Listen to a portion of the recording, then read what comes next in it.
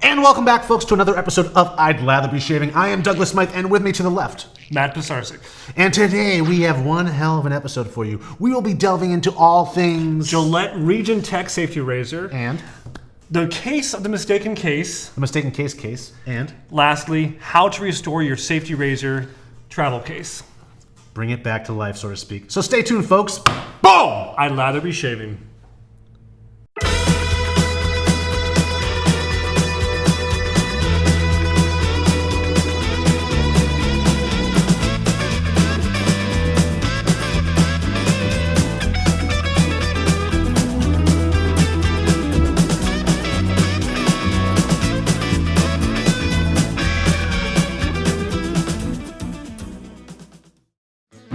The year is 1941. Homes cost $4,000. Pearl Harbor starts off World War II, and Citizen Kane makes its debut in movie theaters. Rosebud. And Gillette introduces a very mysterious razor called the Gillette Regent Tech Safety Razor. Now, a lot of people may see this razor and think to themselves, oh, it's just an aristocrat. Well, truth be told, the most important word on this case is right here, tech.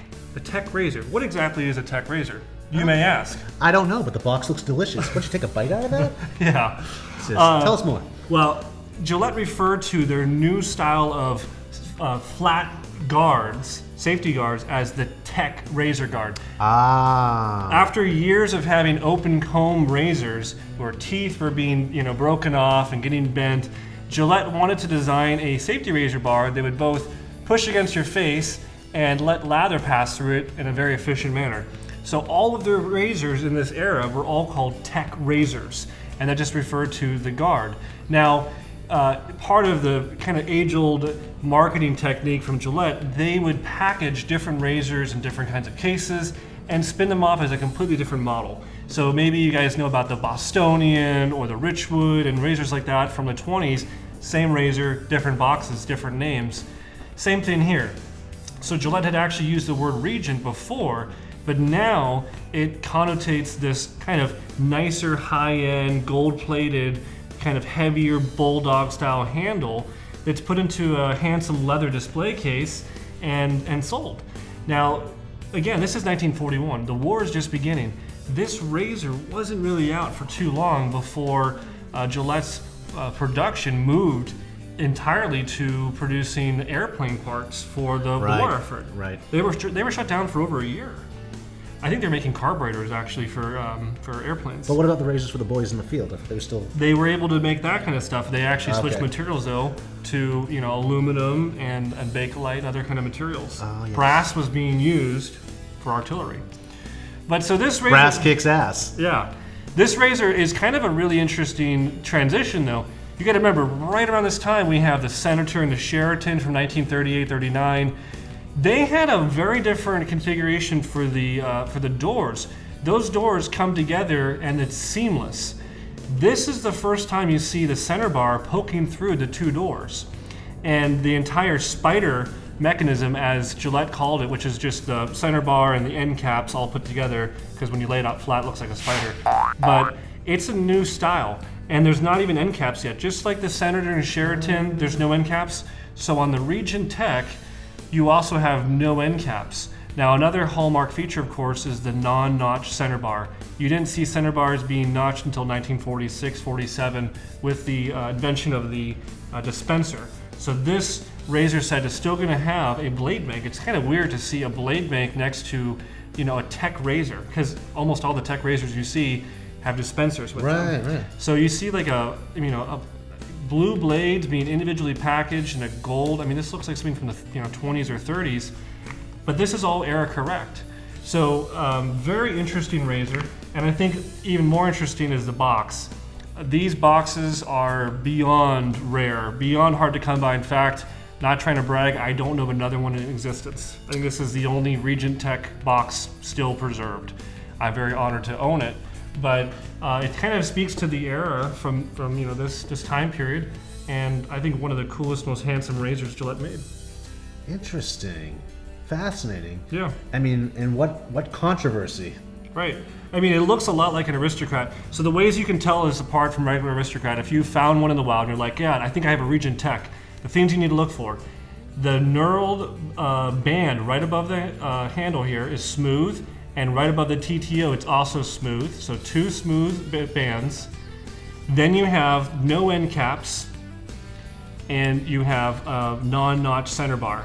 And of course, there's not going to be any day code on the bottom. Gillette didn't do day codes from 1931 to 1951. There's 20 years with no day codes. So that's how you can identify a Gillette Regent Tech safety razor. Well, Matt, I've been sitting on some hot information. Really? Yes, let me show you. Remember this? I do. Tell us about it. Well, Philip Krumholtz wrote this awesome book in 1992. Great resource for most collectors out there getting involved with Gillette.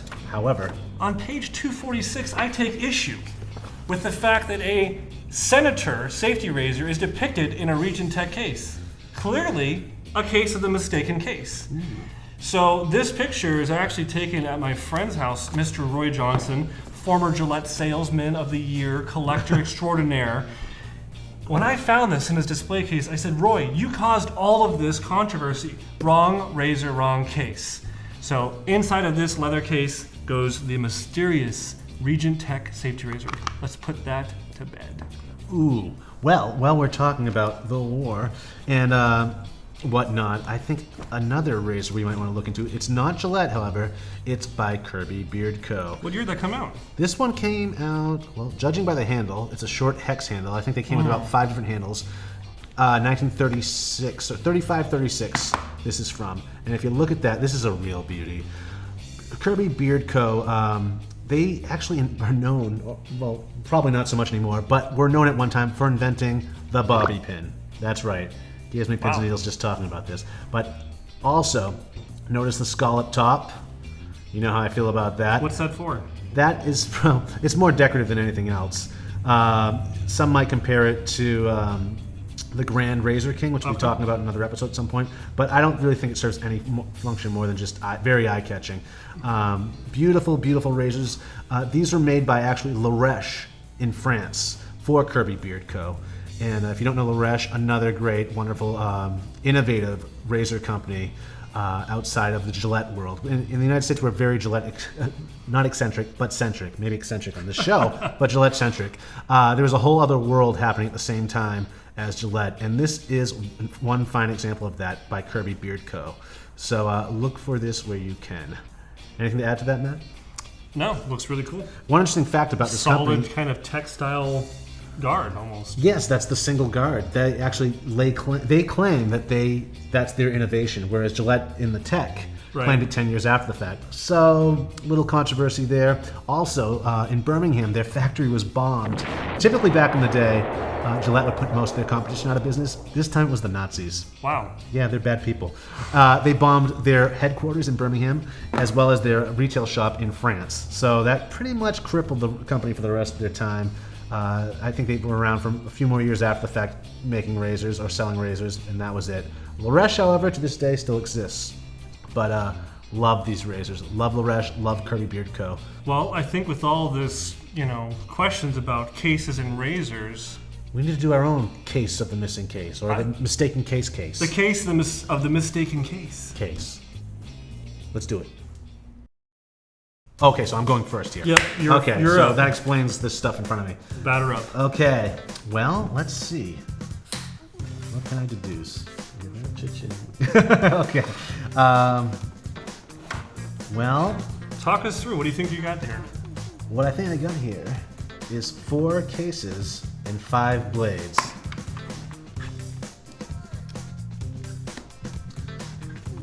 Okay, so some of this stuff has information on the inside. Some of these boxes do.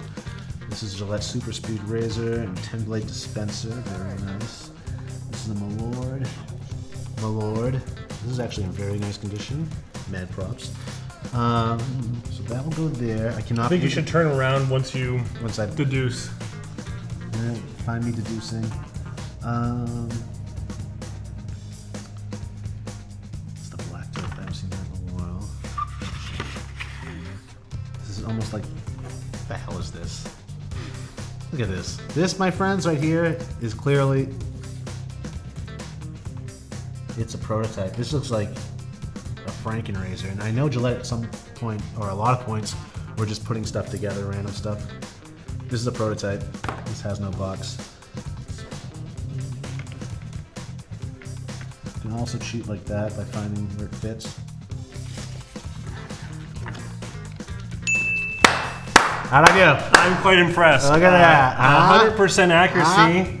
I would only add that the little piece of cardboard needs to go over this razor. Outside of that small detail, Douglas seems to have correctly identified all of the right razors and cases. We have a 1946-47 era Super Speed with the cream dispenser, the first model put out in the cardboard box.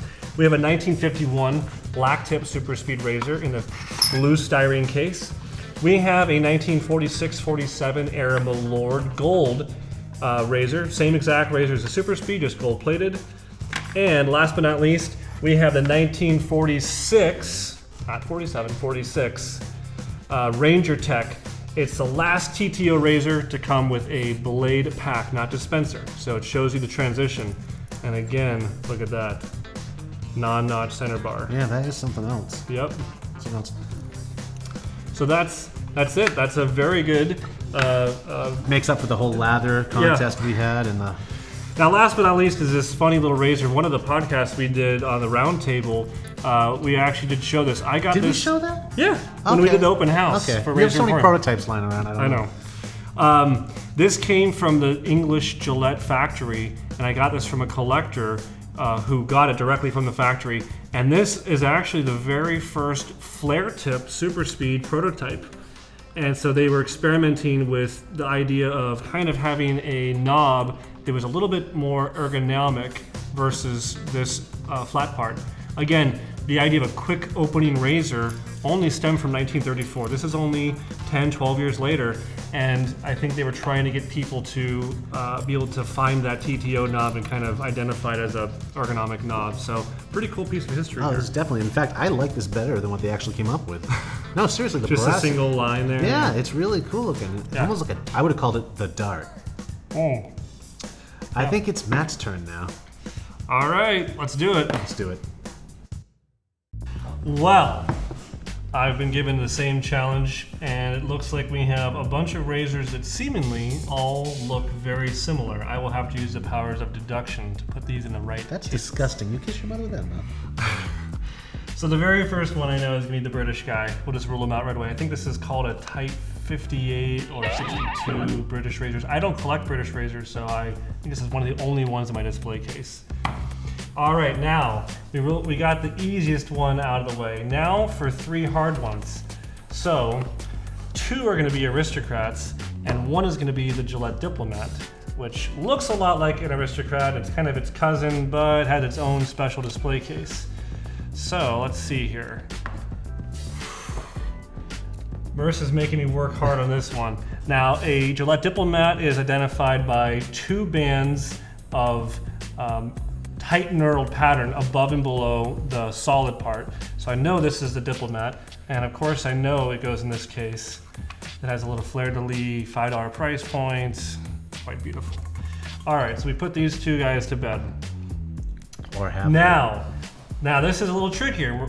We have a 48 through 50 era travel case here, aristocrat travel case, and then we have an earlier 38 through 46 or so aristocrat case. So That's a beautiful case. again, it's going to come down to identifying just 2 little things about this. Okay, so I'm looking at both. Both have no day code, so that means it's 451. And here's my first difference. One has a non-notch center bar, one has a notch center bar. So purely looking at that, and looking at the 2 cases, I have blades that are without a dispenser and blades in a dispenser. I can then deduce that the blades that have the notch center bar need to line up with the razor also with the notch center bar. And in addition, the knurl pattern being tight then smooth goes along with the 48 through 50. And the non-notch center bar with 2 smooth bands, much like the Regent Tech, but with end caps added, is going to be the Aristocrat from earlier, the decade before. You have now seen a case of the mistaken case all cleared up. Does anyone else feel like getting this Rain Man vibe? We do this for a living, people. Well, it's funny, Matt, because you actually didn't get it right. Or you did. I believe that's all correct. It's all correct. Judges? Folks. Yes, that's correct. The All judges right. say it's correct. Pro tip. So, we've now cleared up the case, the mistaken case, but what exactly do you do with those leather cases if they're looking tattered? Tattered or dull, even. This one is actually in wonderful condition. And is this real leather? It is. Yes, especially if it's real leather, this tip is going to work for you. What I do with my dull-looking aged cases, because a lot of times, the only thing that really tells you that a razor, or gives it a sense of age or the weight of history, is the box it comes in, the condition that's in. Typically, the razor looks like it just came off the, well, not typically, but most of the time it looks like it just came off the conveyor belt. Just fresh, factory fresh. But then you get it in this age-old-looking box, and then immediately you know you're dealing with something a little old. What I use to keep the box fresh looking is, well, this is called Wunder Balsam, or Wonder Balsam by Doc Martin. Not a sponsor. Not a sponsor. You can use this on your shoes, boots, leather bags, so on and so forth. It comes with a great little sponge right here, and the balsam lives underneath this. There's the balsam inside. You can see I use this a lot. I like to keep stuff shiny. So you would just a little bit on the sponge and work that into the leather, and this will, I don't know, once a year you need to do this maybe. Oh, yeah. Keeps the leather alive. Keeps Supple. So it doesn't lubricate crack. like my skin. But yeah, this works wonderfully. This one is by Doc Martin, not a sponsor. But I highly recommend you pick some up and keep it in your kit. But yeah, just like that. It really, look at that shine. And if you actually have material that's missing, you can try to match it with a shoe polish color like black or Cordovan or whatever color it is. Another awesome tip that I would always tell people to restore your case, take an air compressor and actually blow out all of the fabric, and a lot of times that alone will really kind of revitalize it. Because it's got dust, it's been open for 50 years, and it just looks tattered. You spray that out and it just looks... What about the computer, like compressed air, like That'll work too. for keyboard? Yeah, that'll work. So Office Max, you can pick some of that up. Aside from using shoe-related products, you can also use like natural pomades made out of waxes or oils, also to keep that outer box a natural sheen like that, and it'll take care of it, and it'll keep it alive and well for many more years to come. This has been an awesome episode of I'd Lather Be Shaving. Please like, comment, and subscribe below, and we'll see you next time. Toodles! Ta-ta. Salud.